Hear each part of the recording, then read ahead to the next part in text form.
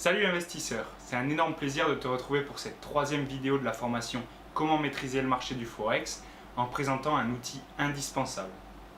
Il s'agit du logiciel d'analyse technique MetaTrader 4 sur lequel tu vas pouvoir faire ton analyse technique et te positionner sur le marché.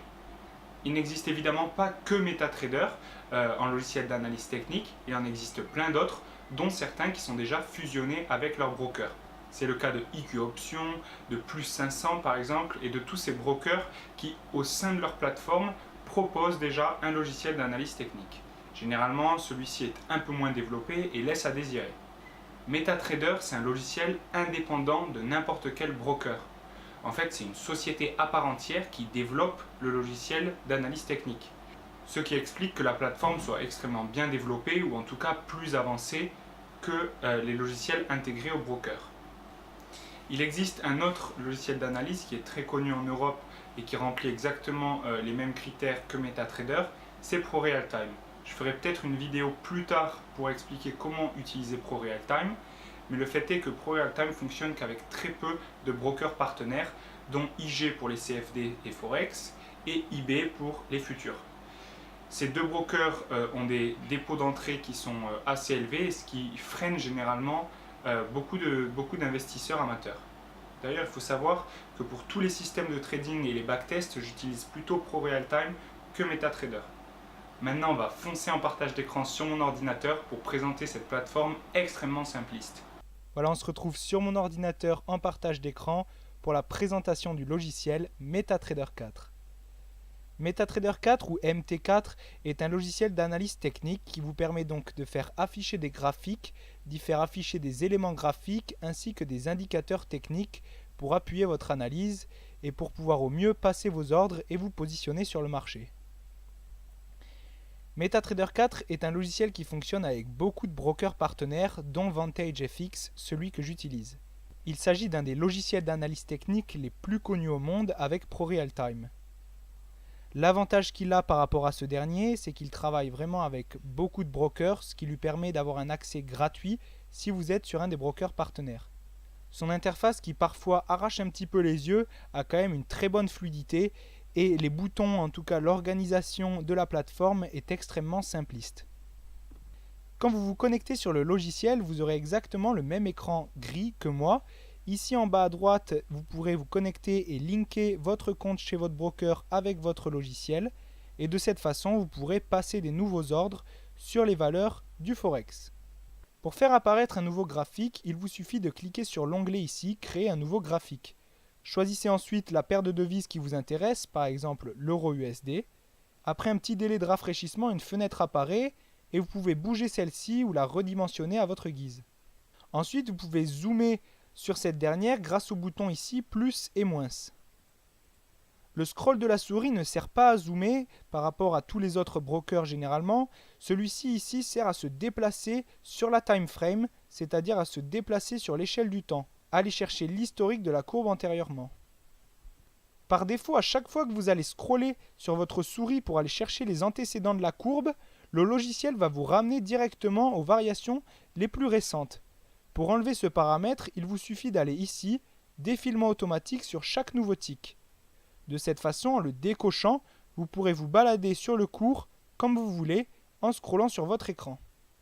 De la même façon, si vous pratiquez déjà l'analyse technique depuis un certain temps, vous verrez qu'avoir votre cours qui est bloqué ici sur le bord droit, c'est pas forcément agréable pour la lecture. Le bouton ici, décaler la fin du graphique du bord droit, vous permet de créer un gap et d'avoir une lecture beaucoup plus efficace. Si vous voulez regarder plusieurs valeurs en même temps, rien ne vous l'empêche. Vous pouvez redimensionner la fenêtre de façon à qu'elle ne prenne pas tout l'écran. Et vous pouvez faire afficher ici un nouveau graphique. Encore une fois, si vous voulez refaire afficher l'euro-USD mais avec une time frame différente, il vous suffit de cliquer sur euro-USD, sélectionner le graphe qui vous intéresse et ici par exemple choisir la time frame. Ici par exemple se mettre en D1. Et sur celle-ci se mettre en M15. Si vous voulez optimiser l'affichage de ces différents graphiques, il vous suffit de cliquer ici sur arranger les fenêtres les unes à côté des autres. De cette façon, l'écran va être scindé suivant le nombre de graphiques que vous voulez faire afficher et va vraiment optimiser l'affichage. De la même façon, vous pouvez ouvrir un troisième graphique et répéter l'opération. Le bouton ici vous permet d'enregistrer un profil. Un profil, c'est quoi? C'est plutôt un setup de configuration ou de paramètres que vous aurez créé sur vos courbes. Une fois votre analyse technique faite, par exemple, il vous suffit d'aller dans cet onglet et de faire enregistrer le profil sous et de créer un nouveau profil. Vous cliquez ensuite sur OK et il apparaîtra ici dans la liste. On a différents exemples ici. Par exemple, si je clique sur British Pound, voilà, je vais avoir tout un panel de différents écrans qui ont été scindés et organisés d'une façon spécifique pour le British Pound contre l'US dollar. Autre outil extrêmement important à connaître, c'est l'affichage de la courbe. Ici, si je zoome sur mon M15, je m'aperçois que mon cours est représenté en bar charts. Si je le veux en chandelier japonais, j'ai juste à sélectionner ce bouton ici. De la même façon, je peux le mettre en courbe continue. Si par exemple je me mets en chandelier japonais et que je sélectionne H1, cela signifie que chaque bougie représente une heure. En plus de cette information, en bas ici en abscisse, je peux retrouver l'échelle de temps. Et ici en ordonnée verticalement sur la droite, je retrouve la valeur de mon cours.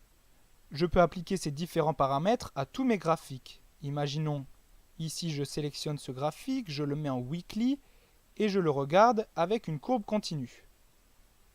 Ici, je sélectionne l'euro USD en H1, je le mets en M15 et je choisis des bar charts et ensuite je zoome un petit peu. Je peux réorganiser mes fenêtres de façon à par exemple que le weekly soit à gauche et le M15 tout à droite. De la même façon, je peux ici mettre en weekly, ici en M30 et ici en M5 par exemple. De façon à que j'ai une lecture top to bottom en partant de la gauche vers la droite, de la plus grande échelle jusqu'à la plus petite. Ensuite, dans la suite des outils, on retrouve l'observation du marché. Cela vous permet de faire afficher le bid et l'ask, c'est-à-dire l'offre et la demande, des valeurs, en tout cas des paires de devises qui vous intéressent. En faisant un clic droit sur la paire de devises qui vous intéresse, vous pouvez directement ouvrir le graphique associé ou directement passer un nouvel ordre. Je ferme l'observation du marché et je regarde maintenant le navigateur. Dans ce dernier, vous retrouverez tous vos indicateurs techniques, dont ceux que vous avez rajoutés manuellement. Quelques informations sur votre compte, et ici en bas, tous les scripts que vous aurez enregistrés. Les scripts sont en fait les systèmes de trading automatique, ou plutôt les robots qui vous permettront de passer des ordres automatiquement en fonction de certains paramètres. Si vous utilisez des scripts, pensez ici en haut à activer l'auto-trading et le passer en vert. Je ferme le navigateur et je regarde le prochain outil. Ici, nous avons le testeur de stratégie qui permet de backtester tous les systèmes de trading que vous aurez créés. On ne va pas l'aborder ici aujourd'hui parce que c'est un outil un peu complexe, mais peut-être dans une prochaine vidéo. De la même façon, les trois outils que vous retrouverez ici concernent les scripts et le trading automatique. Présentons plutôt les outils pour faire votre propre analyse manuelle. Ici, on retrouve le curseur qui vous sert tout simplement à avoir plus de précision sur la lecture de votre graphique.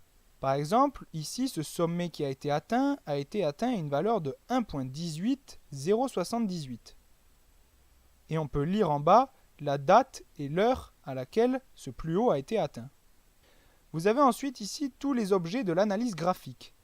Vous pouvez par exemple tracer une ligne verticale ou une ligne horizontale. Chacun de ces éléments peut être modifié et paramétré à volonté. Il vous suffit de faire un double clic dessus puis un clic droit et accéder aux propriétés de la ligne en question. Vous retrouverez dans Général que vous pouvez lui donner un nom, une petite description, une couleur, un style pour savoir si vous voulez des pointillés ou une ligne continue, et puis ensuite l'épaisseur de cette dernière. De la même façon, vous pouvez calibrer avec précision la valeur de la ligne.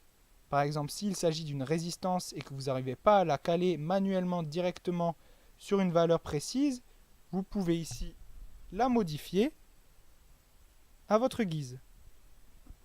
Ici, vous avez les droites obliques pour dessiner vos droites de tendance et directement un outil pour tracer des canaux de tendance. Pour cela, il vous suffit de cliquer et de glisser pour créer votre tube. Ensuite, vous double-cliquez dessus et vous pouvez le régler comme vous voulez. En tout cas, le logiciel va faire en sorte que les deux droites vont être parallèles. En tout cas, vous pouvez changer l'angle grâce ici au bouton des extrémités. Pour supprimer un élément, c'est très simple, soit vous double-cliquez dessus et vous cliquez sur supprimer, soit vous faites un clic droit sur votre graphique, vous allez dans la liste des objets, et ici vous sélectionnez l'objet en question et vous le supprimez. Évidemment, le graphique en lui-même peut aussi être réglé différemment. Il vous suffit de faire un clic droit et d'aller dans les propriétés, et ici vous pouvez changer toutes les couleurs que vous désirez. Si par exemple vous ne voulez pas la grille, vous allez dans grille et vous mettez None. Et par exemple, si vous voulez un arrière-plan d'une couleur différente, il vous suffit de sélectionner la couleur de votre choix. Vous pouvez aussi mettre des barres haussières bleues par exemple, et des barres baissières rouges. Vous pouvez aussi sélectionner la couleur de l'affichage en abscisse et en ordonnée, des valeurs et de la date.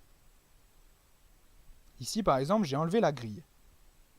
Ensuite, dans la continuité des outils graphiques, on retrouve le retracement de Fibonacci. Cet indicateur, ou plutôt cet outil graphique, est développé dans mon livre et je ne l'aborderai pas ici. En tout cas, pour créer un retracement de Fibonacci, il vous suffit de cliquer et glisser sur toute votre face baissière ou votre face haussière, et vous aurez voilà les seuils de correction potentielle. De la même façon, pour supprimer un élément, je double-clique dessus et je clique sur Supr. Ici, vous pouvez afficher une petite zone de texte. Hop, si par exemple, je mets mon prénom, une police particulière, une taille et une couleur, et je clique sur OK. Ici aussi, il existe un raccourci pour faire des petits commentaires, par exemple, bien, un petit pouce en l'air, ou une flèche vers le bas, et de la même façon, vous pouvez agrandir ces siglets ou les changer de couleur. Il existe encore un tas d'outils graphiques que vous pouvez retrouver ici dans Insertion, comme par exemple les angles de Gann, ou certaines formes géométriques, comme les ellipses ou les rectangles. Abordons maintenant les indicateurs techniques. Vous les retrouverez donc tous ici dans l'onglet Liste des indicateurs. Ils sont classés par catégorie, par exemple les indicateurs de tendance, les oscillateurs sur volume, etc. Et comme je vous l'ai montré tout à l'heure, vous pouvez les retrouver dans le navigateur ici et faire des clics et glisser pour les appliquer à une certaine courbe. Une fois que toute votre analyse est faite, pour vous positionner sur le marché, il vous suffit de cliquer ici sur Nouvel ordre. Une petite fenêtre ordre s'affiche et ici sur la gauche, vous avez en live le prix de l'offre et de la demande. La différence entre l'offre et la demande, entre le bid et l'ask, est tout simplement le spread. Ici, on voit que notre courbe rouge et bleue sont assez proches, tout simplement parce qu'il s'agit d'une des paires de devises le plus échangées et que le spread est assez faible. Pour paramétrer votre ordre, c'est sur la droite que ça se passe. Ici, vous choisissez votre valeur, vous en aurez beaucoup plus que moi, votre volume, c'est-à-dire votre sizing, et vous paramétrez votre stop loss et votre take profit. N'ayez crainte si vous n'avez pas paramétré ces deux valeurs, vous pourrez toujours le faire en modifiant votre ordre par la suite. Choisissez ensuite le type d'ordre que vous passez. Ces derniers sont tous expliqués dans mon livre de la même façon que les retracements de Fibonacci. En tout cas, il est indispensable par exemple de savoir la différence entre un ordre limite, un ordre au marché et un ordre déclenchement avant de se lancer dans le Forex. Cependant, pour le cas de l'euro USD qui est une valeur très liquide, l'exécution au marché sera la plus fréquente. Une fois vos paramètres d'ordre configurés, il vous suffira de cliquer sur un de ces deux boutons suivant le sens de votre position.